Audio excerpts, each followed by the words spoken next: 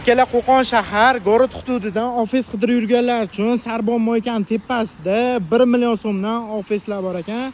8 ta bemalol murojaat qilaverasizlar. Hozirlarga batafsil joylarni, nima qulayliklar borligini ko'rsatib o'taman.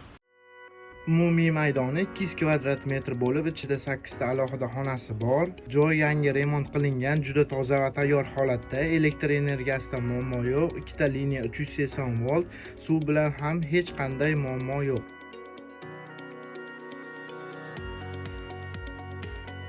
Ikkala manzildan so'raganlarga Turon to'yxona yonida Obusnoydan kirgandan keyin Sarbon moykani hamma biladi.